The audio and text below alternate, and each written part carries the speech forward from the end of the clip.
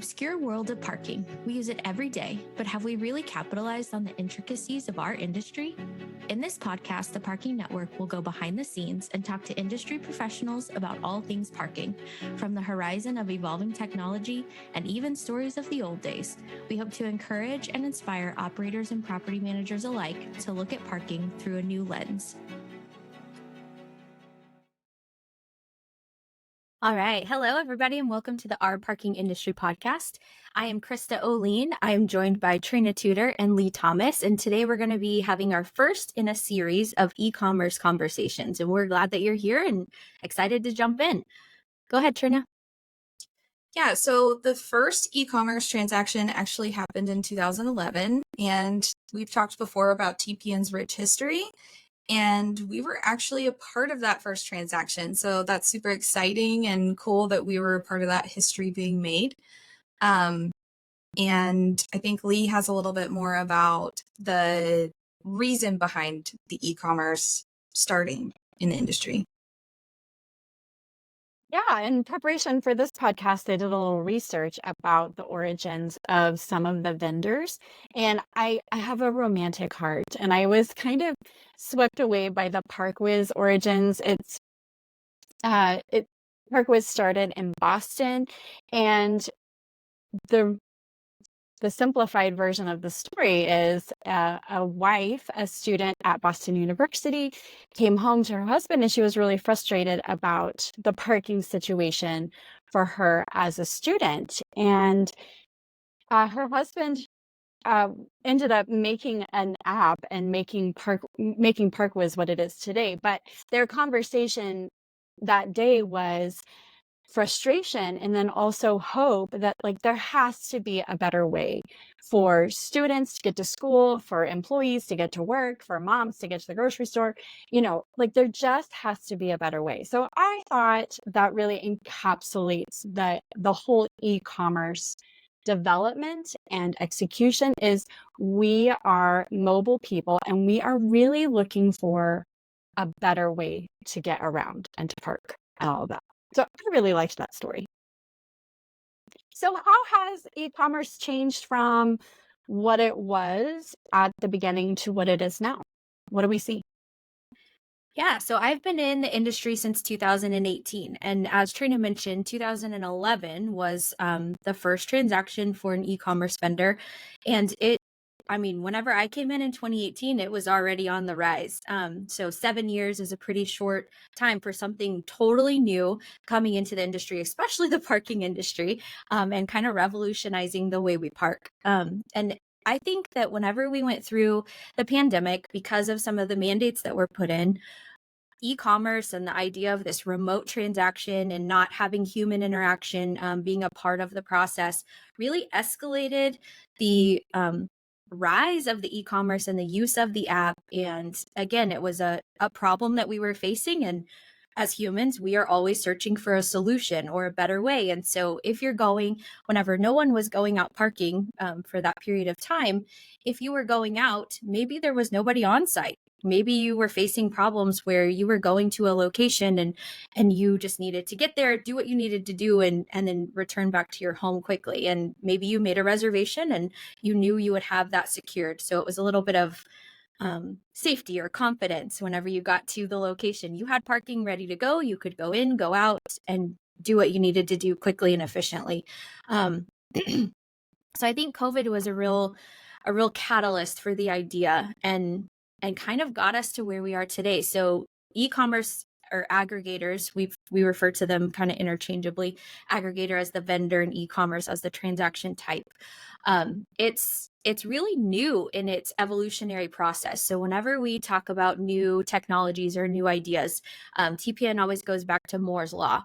And I think in this Moore's Law, the catalyst of going through a pandemic really affected the evolution of this product and has really kind of amplified how the process has gone as it's evolved from its beginning state in 2011 to where we are today. I can see that because so much of the time when you have a new product, your product is great or will be great, but it's a hard sell on the masses to get your product in circulation. So you're right. I think COVID did make the population eager for a parking solution that I can take care of on my phone right here all by myself. So that's an interesting note. So another thing that we saw was this idea whenever no one was coming out, right? No one was going to facilities. We were really struggling as an industry to capture the revenue that we were used to capturing.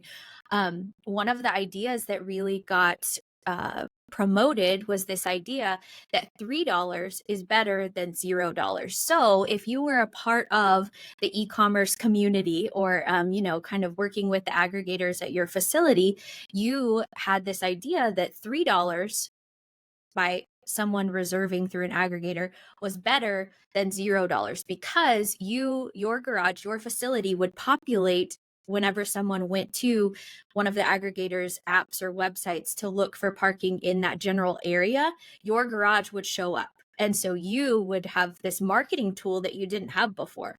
And one of the questions that we've been asking is, what is the value of that? So it's kind of hard to put a value on these marketing tools that are outside of our facility itself. So what's the value of integrating with a e-commerce vendor? What's the value of having that external marketing tool where your location pops up in the general area along with the other surrounding locations that also use that aggregator? Is that $3 really, really better than the $0 you might have acquired otherwise?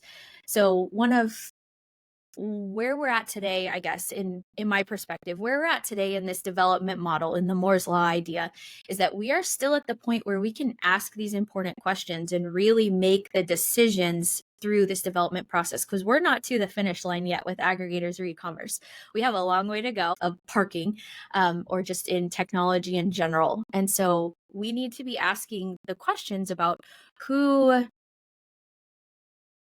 is using this product, who is using this app today, currently, who will use it in the future, how will it be used, how does it benefit my location, how does it benefit me? So I think as we progress through this process, we have to start asking those questions. Some of them are hard, but we have to start asking those questions. And one of the rules of life, rules to live by, Yeah. that we talked about at an earlier podcast is know your numbers. And so before you can ask the questions about e-commerce in your location is you really need to understand your numbers. How much are the aggregators taking as a fee? What is the difference between your posted rate and the net remit for each transaction? We really encourage our listeners to pay attention to those numbers and let the data drive your questions. Who do you call when you need to talk to an aggregator and negotiate the rates they're selling? If you have your data and you know your numbers, those conversations are going to be much easier. Yeah, and I actually wanted to talk about the details of what we see on our end as far as aggregators go. And so, we see the rate that they're charging, and sometimes that's over the posted rate, and sometimes we've seen that most of the time, I think we see that under the posted rate of the garage. And then within that, we also see the fee that is coming out for them providing that service. So I I wasn't sure if everybody has, I'm sure a lot of people in the industry have had an experience with aggregators, but in case you haven't, that's kind of what we're seeing from like the observation detail part of things. And we've also talked about the idea of having this round table conversation. So, who all is affected by the invitation of aggregators at a facility? So, it's the aggregator vendor, it's the people facilitating the purchase of the parking space or parking time window.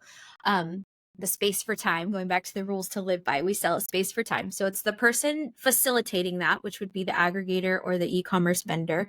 It's also the operator that is dealing with that customer, that parker, whenever they come on site. It instantly turns into an operator vendor problem. But not problem, but a situation. Operator vendor situation is not always a problem. But there's also the property manager and property owner. So is everyone coming together to have the conversation about what e-commerce is doing at that facility, just like they are about the rates for transient parkers or the rate for monthly parkers? It's a round table conversation, and it should be handled as such. Yeah, I'd really like to see more of that and see that the fruit of those collaborative conversations. I think that would drive the e-commerce evolution in a really positive way. Something I wanted to ask you ladies about this roundtable conversation is, how does customer service play into the e-commerce reality? Who is in charge of customer service? What do we expect from the vendors? What do we expect from the operators? How do customers get served? Yeah, so we've talked about this before. Clyde has a very interesting story.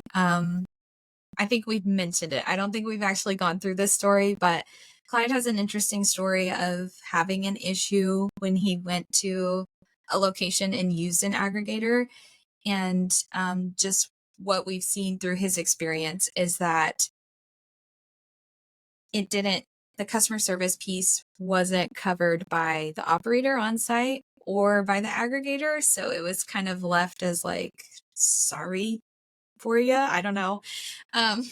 So as far as we've seen, that hasn't really been a big driver for them. And I think that's super important. It's something we really want to be mindful of, like not just the customer's experience when it comes to using their application to reserve a parking space, but the after part when they're actually trying to use that reservation is super important. Yeah, and it has to be a group effort. So if the person is on site and they need help, the vendor, as far as the property, um, the garage manager needs to have the resources to be able to help that person right then and there on site. But also, if it's an after the fact conversation where the parker is calling or trying to contact the aggregator, there needs to be a way for them to do so successfully to find the resolution that they need. So it's this delicate balance between customer service and accountability, and making sure that what needs to happen for the parker to park there appropriately is being facilitated by both parties simultaneously in an effective manner. That reminds me of a conversation we had a while back about garage operators have a really tough job. And so often they don't have the training and the resources they need.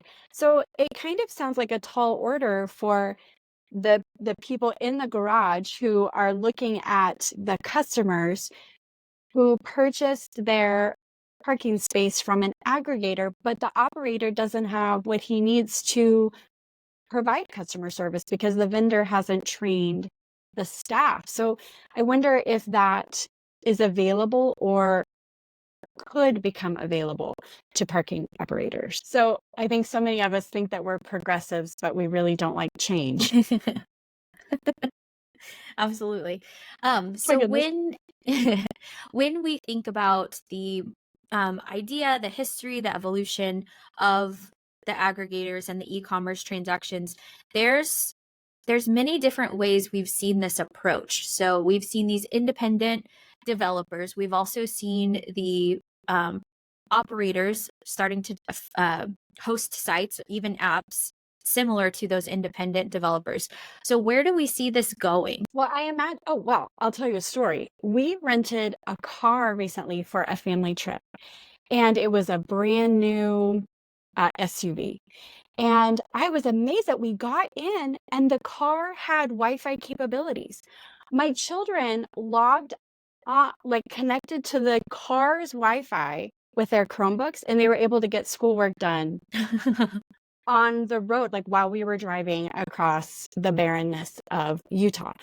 And that got me thinking about maybe that's where this is going, where the customer has even more access to make more decisions while on the road.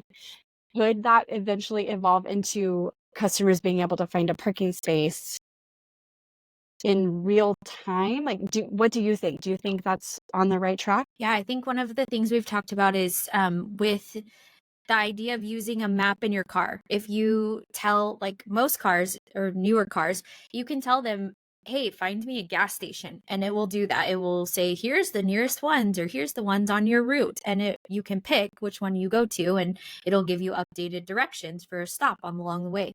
But we've kind of thrown out the idea amongst ourselves that can start happening with parking, where you say, hey, find me a parking spot to your car, and it will offer up solutions. And who is on the back end of that, or who has white labeled that to the map companies, like Apple Maps or Google Maps, who has white labeled that idea, and who will get there first. So I think we're still in the middle of this evolutionary technology development race that we keep going back to in several of our conversations. We're in the midst of it with EV conversations as well. Who will do it first? Who will do it better?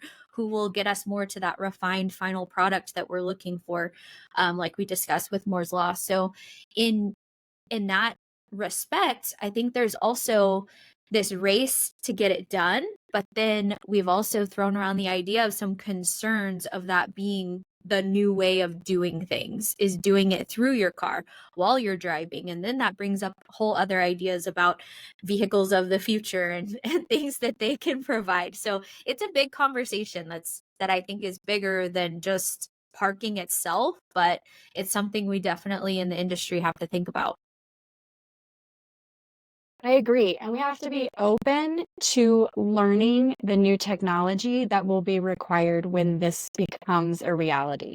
I think the biggest obstacle is not being ready for these secure electronic purchases and managing them and negotiating our terms and providing customer service. It's hard to prepare for those things when we don't even know what it's going to look like. But that is the task that we are facing right now.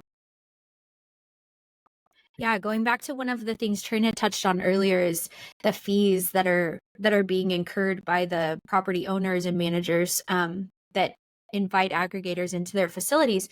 So we've talked historically about this 20% fee of using cash, and it's kind of an unseen fee. So you have to pay payroll for those people that are collecting the cash, and it's not just a fee in black and white on a page.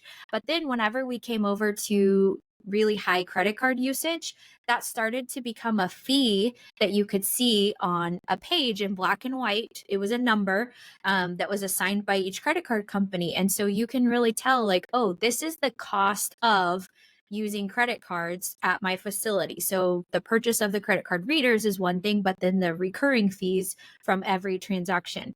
We're kind of in the middle of that with e-commerce. There's some unseen fees that Trina talked about, and then there's also the fees that you can see in black and white that are the cost of doing business when you add them together. So whenever we look at the fees as a whole, that's another conversation that what Trina mentioned kind of got me thinking. So cash, going back to that, cash kind of appears like a free commodity, like a free service type, but it's not whenever you really dig into it. Credit card fees are black and white, and I think e-commerce kind of has a mix of both that we need to look out for and really pay attention to whenever we make our decisions. So we're still in this decision-making window for e-commerce. It is an incomplete product.